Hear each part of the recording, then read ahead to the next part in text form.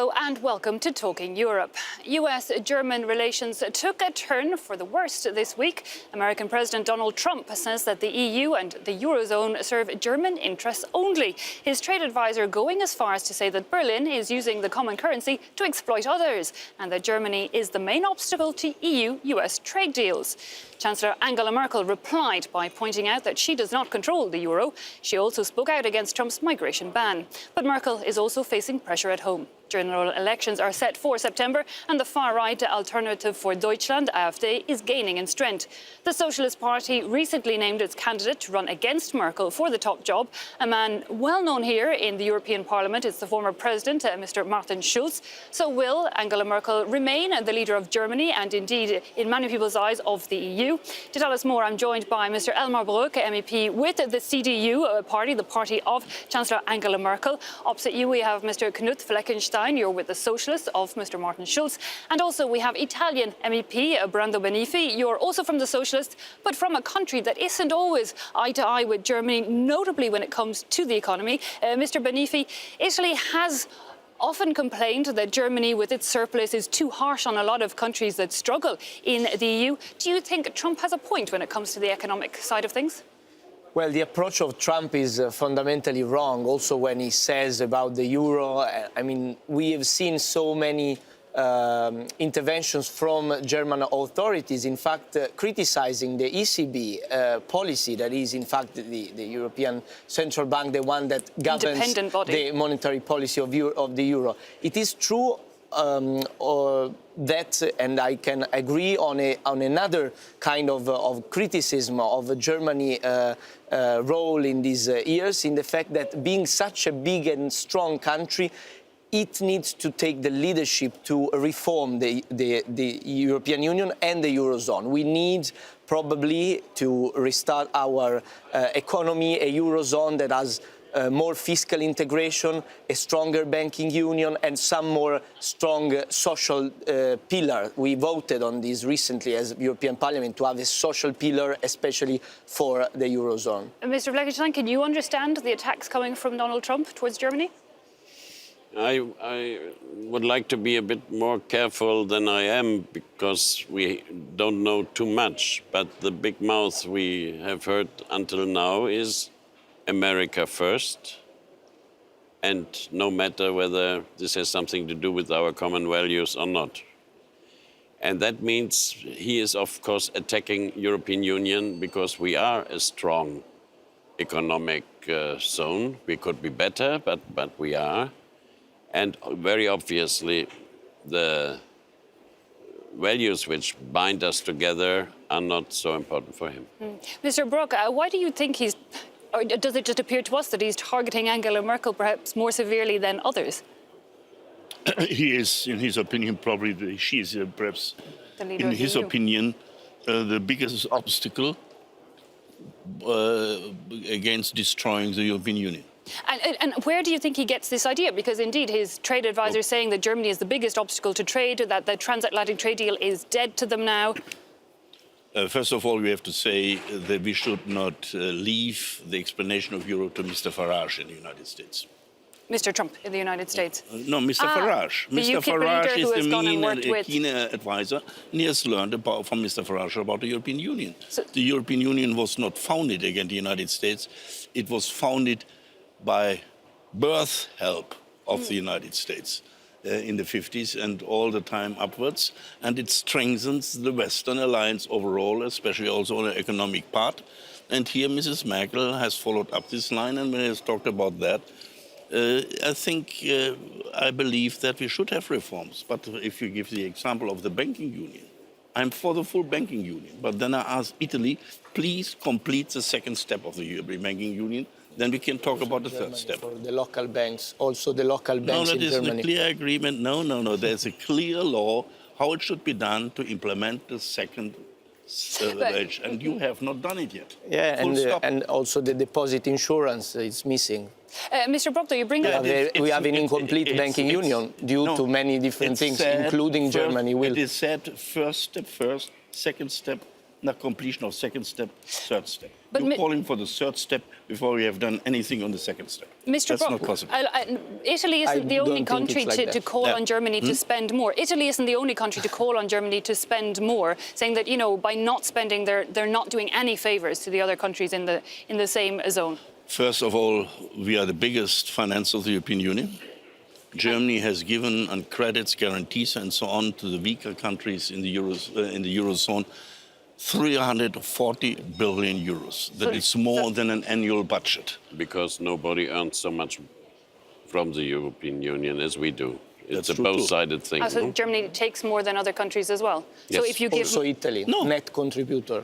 Yeah, but Less than Germany. So are you- Germany has given to the weak country in a monetary union guarantees and credit of 340 billion euros. To tell me here Germany does nothing is wrong. That is more than an annual budget of Germany. But we have given as guarantees to that. Even the other Please things are not don't okay, bring it's true. this TV show to Washington, because this is the kind Mr. Trump is enjoying. Well, let's look, though, at the economic situation in Germany. We saw it grow again last year, up nearly 2%, largely credited with increased government spending, which was, people are saying, down to all the refugees. That's another issue that divides the US and Germany, is this the number of refugees that Germany took in. We believe that, you know, Angela Merkel, I'm being told she explained international human rights to Donald Trump when that migration ban came into place in the US. What more do you think Germany or indeed the EU should do when we have a US president putting a migration ban of such? First of all, we should tell them that we are dealing with that properly. In 2015, because there was no preparation, 900,000 refugees came to Germany. Last year, 250,000, 650,000 less because of German policy and about European policy. And that has to be done better. That has to be taken into account. More solidarity. And we have to know that on the other side, and here Germany was really had the solidarity. And the second point is that Mr. Trump has to understand, when we want to fight terrorism, you have not to fight Arab states and Islam as such. That's the big difference, because such a policy increases the possibilities for terrorists. Yeah. ISIS is happy about Mr. Trump's policy. Playing into his wheelbarrow. Sure. When we look at Martin Schulz, the candidate for the Socialist Party, he also has an open-door policy when it comes to refugees. So he's pretty much along the same lines of Angela Merkel.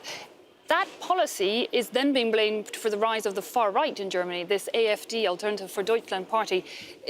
How important, you know, we're being told that for the first time since World War II, we could see a far-right party taking a seat in the Bundestag. How likely do you think that is? And how significant is it? Is it not a return to politics as it perhaps should be, with a variety of all elements of the spectrum? No, I think in this point, Chancellor Merkel and Mr. Schulz are quite on the same line. And the question how strong AfD will become is not a question how we deal with the refugees, how we let them in. It's a question how we organize that. Can we have enough apartments? Can we bring them in work? Can we bring the kids in school? And of course, you need some time. If suddenly 800,000 are coming to your country, have a look to Italy and all the burdens they had already before. And we don't have a master plan for that. And that's where the of course, EU is that failing, needs is it some not, time. Mr. And let me just say this, I'm very sure that the federal government and the governments of the Länder are doing a lot to solve the problems which occur, and they will. Yes, we can.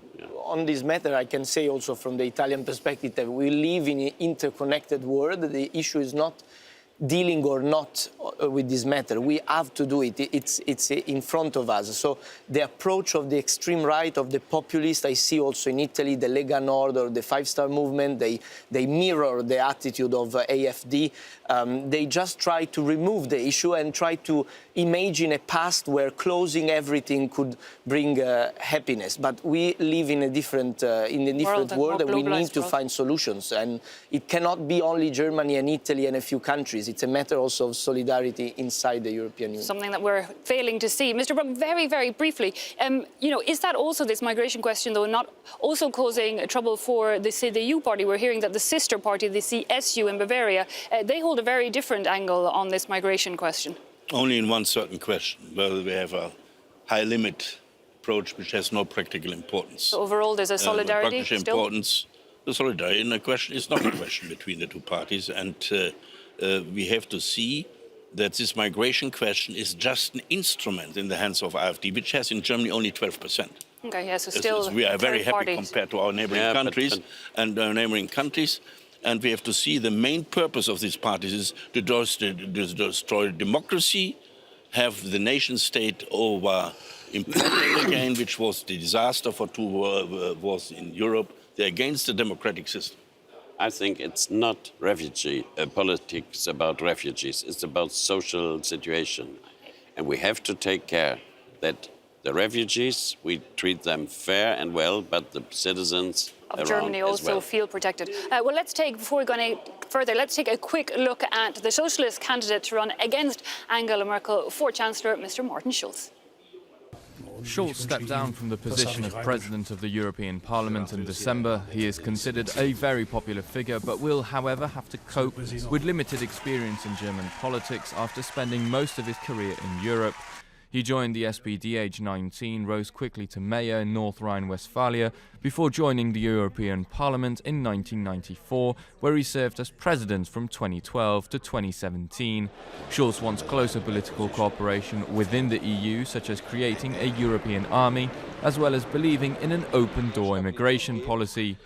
Schulz will also become the SPD party leader after current chairman Sigmar Gabriel stepped down, admitting Schulz had a better chance of challenging Merkel.